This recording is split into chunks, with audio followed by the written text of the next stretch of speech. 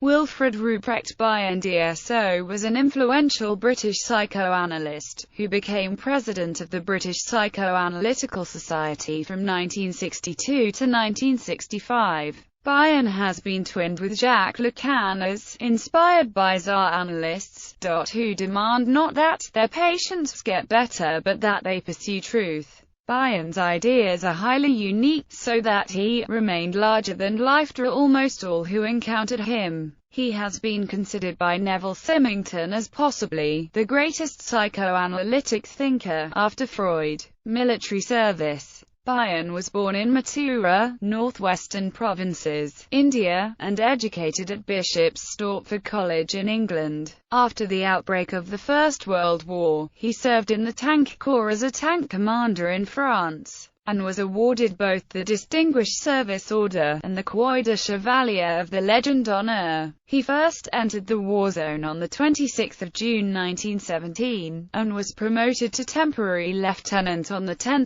June 1918, and to acting captain on 22 March 1918. When he took command of a tank section, he retained the rank when he became second in command of a tank company on 19 October 1918, and relinquished it on 7 January 1919. He was demobilized on 1 September 1921, and was granted the rank of captain. The full citation for his DSO reads: awarded the Distinguished Service Order, T. 2nd LT, Wilfred Ruprecht Bion, Tank Corps, for conspicuous gallantry and devotion to duty. When his tank was put out of action by a direct hit, he occupied a section of trench with his men and machine guns and opened fire on the enemy. He moved about in the open, giving directions to other tanks when they arrived, and at one period fired a Lewis gun with great effect from the top of his tank. He also got a captured machine gun into action against the enemy, and when reinforcements arrived he took command of a company of infantry whose commander was killed.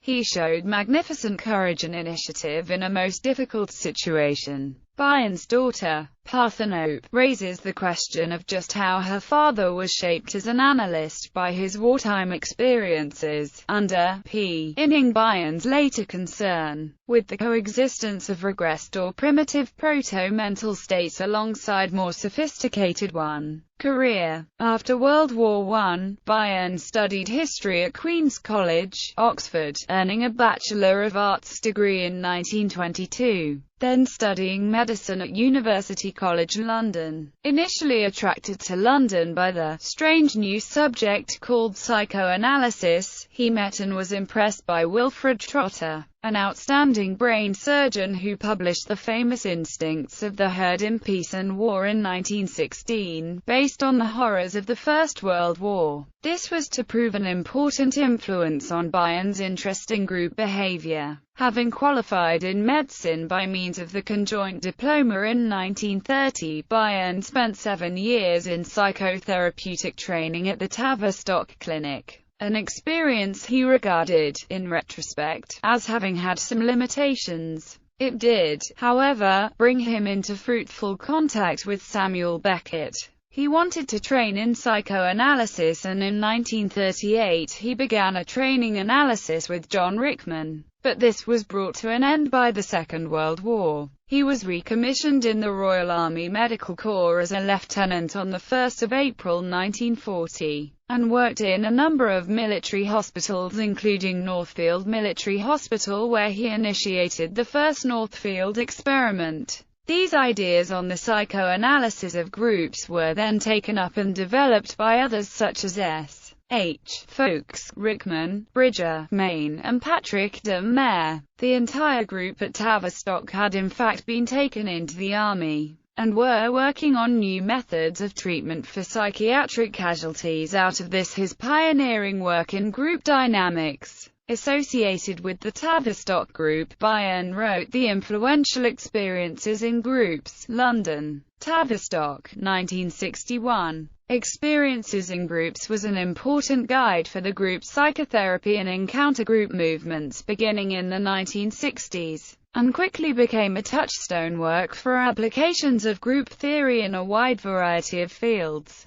During the war, Bion's wife, Betty Jardin, gave birth to a daughter, but, tragically, she died soon afterwards in 1945. His daughter, Parthenope, became a highly regarded psychoanalyst. She herself died prematurely, in a car crash in Italy in 1998. Returning to the Tavistock Clinic, Bion chaired the planning committee that reorganized the Tavistock into the new Tavistock Institute of Human Relations, alongside a new Tavistock Clinic which was part of the newly launched National Health Service. As his interest in psychoanalysis increased, he underwent training analysis between 1946 to 1952 with Melanie Klein. He met his second wife, Francesca, at the Tavistock in 1951. He joined a research group of Klein's students, who were developing Klein's theory of the paranoid schizoid position, for use in the analysis of patients with psychotic disorders, and became a leading member of the Kleinian school. He produced a series of highly original and influential papers on the analysis of schizophrenia, and the specifically cognitive, perceptual, and identity problems of such patients. Bion's theories, which were always based in the phenomena of the analytic encounter, eventually revealed radical departures from both Kleinian and Freudian theory. At one point, he attempted to understand thoughts and thinking from a mathematical and scientific point of view, believing there to be too little precision in the existing vocabulary, a process culminating in the grid. Later he abandoned the complex, abstract applications of mathematics, and the grid, and developed a more intuitive approach, epitomized in the Memoir of the Future. He spent his later years in Los Angeles, California, before returning to the UK shortly before his death at Oxford.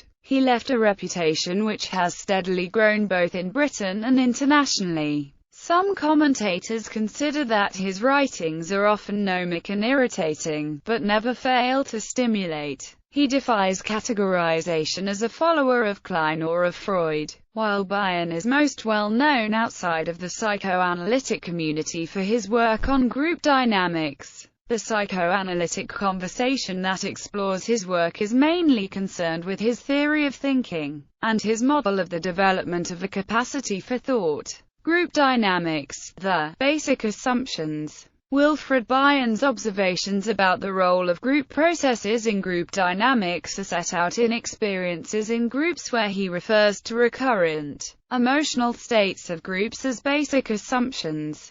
Bion argues that in every group, two groups are actually present: the work group and the basic assumption group. The work group is that aspect of group functioning which has to do with the primary task of the group, what the group has formed to accomplish, will keep the group anchored to a sophisticated and rational level of behavior. The basic assumption group describes the tacit underlying assumptions on which the behavior of the group is based. Bion specifically identified three basic assumptions: dependency, fight, flight, and pairing. When a group adopts any one of these basic assumptions, it interferes with the task the group is attempting to accomplish.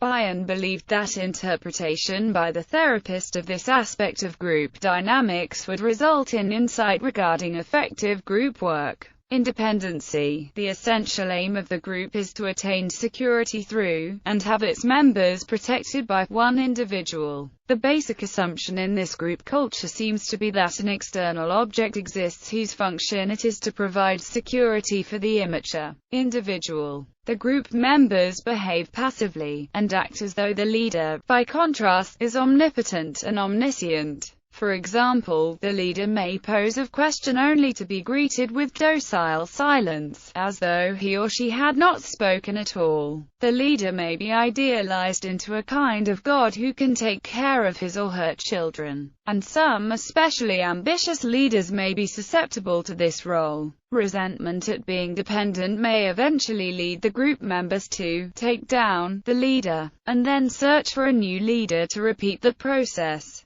In the basic assumption of fight-flight, the group behaves as though it has met to preserve itself at all costs. and that this can only be done by running away from someone or fighting someone or something. In fight, the group may be characterized by aggressiveness and hostility. In flight, the group may chit-chat, tell stories, arrive late, or any other activities that serve to avoid addressing the task at hand. The leader for this sort of group is one who can mobilize the group for attack, or lead it in flight. The final basic assumption, group pairing, exists on the assumption that the group has met for the purpose of reproduction, the basic assumption that two people can be met together for only one purpose, and that a sexual one. Two people, regardless the sex of either, carry out the work of the group through their continued interaction. The remaining group members listen eagerly and attentively with a sense of relief and hopeful anticipation. Bion considered that the three basic assumption groups seem each in turn to be aggregates of individuals sharing out between them the characteristics of one character in the Oedipal situation. Behind the Oedipal level, however, Bion postulated the existence of still more primitive part-object fantasies, and, the more disturbed the group,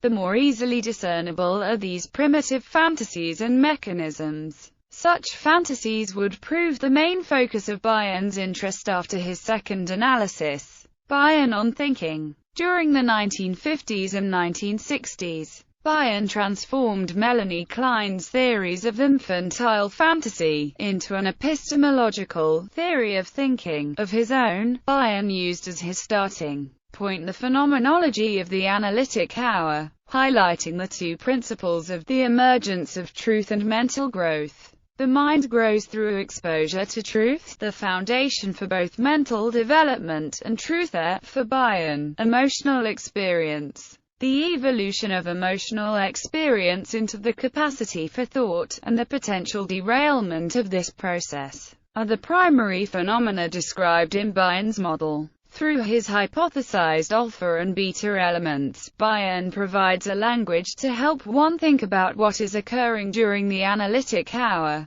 These tools are intended for use outside the hour in the clinician's reflective process. To attempt to apply his models during the analytic session violates the basic principle whereby Bion had advocated starting every session without memory, desire or understanding. His antidote to those intrusive influences that otherwise threaten to distort the analytic process, alpha elements, beta elements, and alpha function. Bion created a theory of thinking based on changing beta elements into alpha elements. Beta elements were seen as cognate to the underpinnings of the basic assumptions identified in his work with groups. The fundamental anxieties that underlie the basic assumption group resistances were originally thought of as proto-mental phenomena, forerunners of Bion's later concept of beta elements. They were equally conceptual developments from his work on projective identification. From their minutely split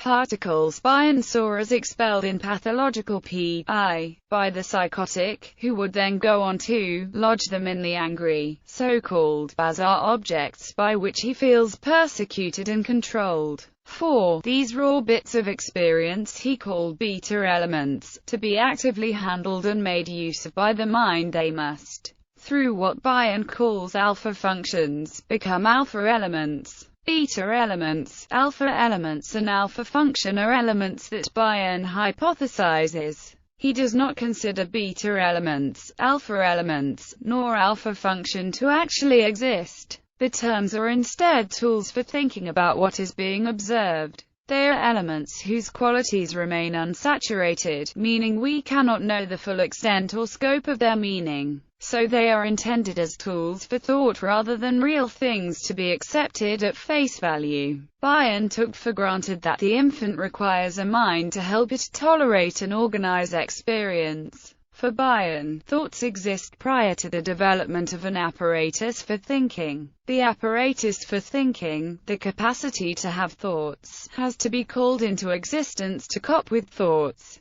Thoughts exist prior to their realization. Thinking, the capacity to think the thoughts which already exist, develops through another mind providing alpha function, through the container role of maternal reverie. To learn from experience, alpha function must operate on the awareness of the emotional experience. Alpha elements are produced from the impressions of the experience. These are thus made storable and available for dream thoughts and for unconscious waking thinking. If there are only beta elements, which cannot be made unconscious, there can be no repression, suppression, or learning. Alpha function works upon undigested facts, impressions, and sensations that cannot be mentalized. Beta elements. Alpha function digests beta elements, making them available for thought. Beta elements are not amenable to use in dream thoughts but are suited for use in projective identification. They are influential in producing acting out.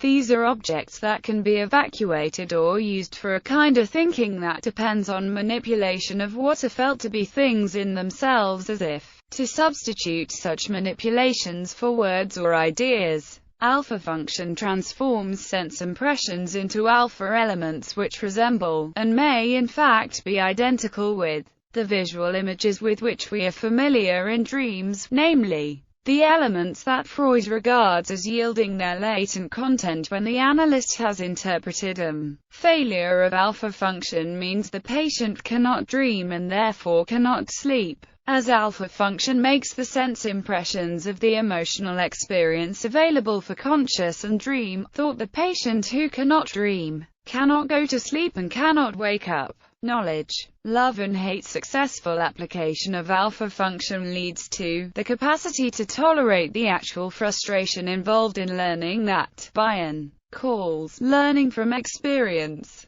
The opposite of knowledge, K, was what Bion termed minus K. Powerful beta elements, Bion's term for primitive proto-mental experiences, are linked to the operation of minus K as the process that strips, denudes, and devalues persons, experiences, and ideas. Both plus K and minus K thereupon interact for Bion with love and hate as links within the analytic relationship. The complexities of the emotional link, whether love or hate or knowledge, L, H, and K, the bionic relational triad, produces ever-changing, atmospheric effects in the analytic situation. The patient's focus may wish to be on love and hate rather than the knowledge that is properly at stake in psychoanalytic inquiry. For Bion, knowledge is not a thing we have, but a link between ourselves and what we know. Plus K is being willing to know but not insisting on knowledge. By contrast, minus K is not just ignorance but the active avoidance of knowledge, or even the wish to destroy the capacity for it, enacts what it acts on. Linking identifies as hatred of emotion, hatred of reality,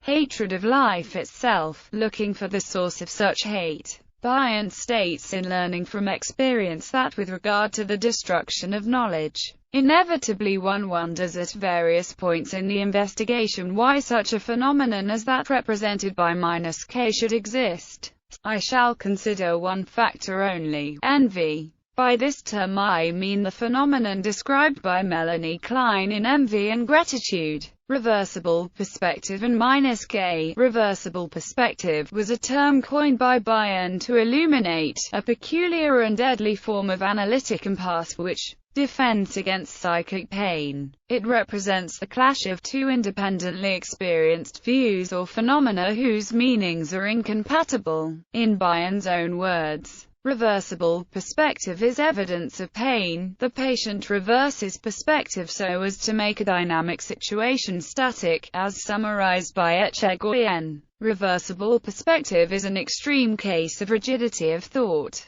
As Bion says, what is most characteristic in such cases is the manifest accord and the latent discord. In clinical contexts, what may happen is that notionally the analyst's interpretation is accepted, but the premises have been rejected. The actual specificity, the substance of the interpretation. Reversible perspective is an aspect of the potential destruction and deformation of knowledge, of the attacks on linking of minus K. The ineffable as his thought continued to develop. Bion came to use reversible perspective as an analytic tool for examining psychoanalytic phenomena from both sides to get a stereoscopic perspective, something which may be linked to his increasing concern with what he termed, the unknowable, or ultimate truth. In aesthetics, Bion is a neo-Kantian for whom reality, or the thing in itself, can only be known through its sensory perception, in terms of individual experience.